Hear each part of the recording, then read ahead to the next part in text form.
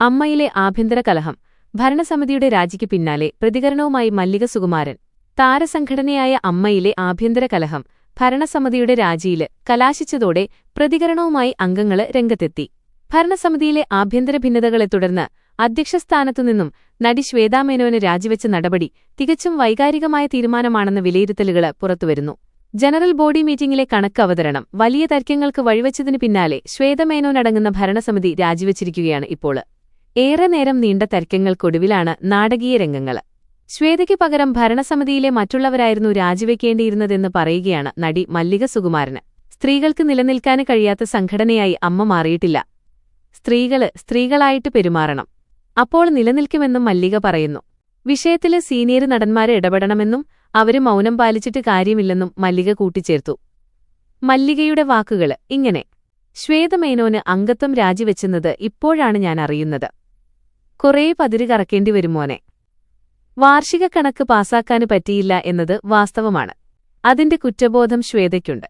ഒരുപാട് ആരോപണങ്ങൾ വന്നപ്പോൾ ശ്വേതയ്ക്ക് ഞാൻ ചെയ്യാത്ത തെറ്റിനുകൂടി കേൾക്കേണ്ടി വരുന്നല്ലോ എന്നതുണ്ടായി. സംഘടനയിലെ മറ്റു പെണ്ണുങ്ങളെല്ലാം തെറ്റ് ചെയ്തവര് തന്നെയാണ്. ശ്വേതയ്ക്ക് പകരം മറ്റുള്ളവരായിരുന്നു രാജിവെച്ച് കാണിക്കേണ്ടിയിരുന്നത്. 21 ലക്ഷത്തോളം സന്തുഷ്ടരായ ഉപഭോക്താക്കളും 2 ലക്ഷത്തോളം തിമിര ശസ്ത്രക്രിയകളും പൂർത്തിയാക്കിയ മലബാറിലെ ഏക കണ്ണാശുപത്രി Al Salama eye hospital, hospital road, Perinthalmanna. ഞങ്ങൾക്ക് തെറ്റുപറ്റി ക്ഷമിക്കണമെന്ന് പറഞ്ഞ് അവരാരും ചെയ്തില്ല. പകരം ശ്വേത ചെയ്തു. സ്ത്രീകൾക്ക് നിലനിൽക്കാന് കഴിയാത്ത സംഘടനയായി അമ്മ മാറിയിട്ടില്ല. സ്ത്രീകളായിട്ട് പെരുമാറണം, അപ്പോൾ നിലനിൽക്കും. അതിന് വഴിവെച്ചുകൊടുത്ത തിരശ്ശീലയ്ക്ക് മുന്നിലും പിന്നിലും പ്രവർത്തിച്ചവരുണ്ടാകും. കണക്കിലെ പൊരുത്തക്കേടാണ് ശ്വേതയ്ക്ക് വല്ലായ്മയുണ്ടാക്കിയത്. ജനറൽ സെക്രട്ടറിക്കും ഖജാഞ്ചിക്കും അല്ലേ കണക്കിന്റെ ഉത്തരവാദിത്വം.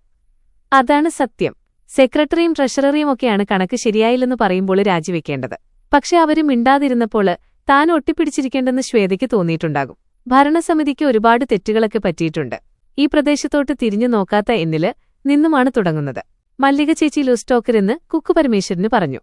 എന്തടിസ്ഥാനത്തിലാണ് കുക്കു അത് പറഞ്ഞത്? കാണാതെ കേൾക്കാതെ അഭിപ്രായങ്ങൾ പറഞ്ഞ് എല്ലാവരും തമ്മിൽ സ്വരചേർച്ചയില്ലാതായി. അവരെന്തു പറഞ്ഞാലും എനിക്ക് കുഴപ്പമില്ല. തുള്ളാനുള്ള പ്രായമൊക്കെ എനിക്ക് കഴിഞ്ഞു.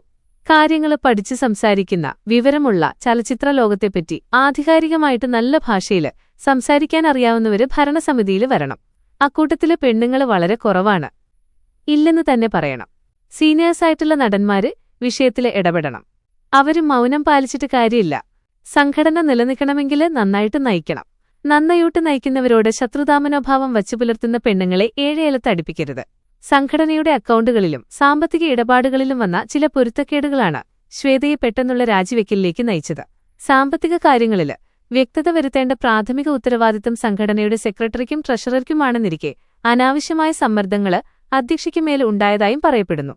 തുടർച്ചയായ വിവാദങ്ങൾക്കിടയിലും സാധാരണക്കാരായ കലാകാരന്മാർക്ക് നൽകിവരുന്ന കൈനീട്ടമടക്കമുള്ള ആനുകൂല്യങ്ങള് മുടങ്ങരുതെന്ന ആവശ്യത്തിനാണ് ഇപ്പോൾ മുൻഗണന.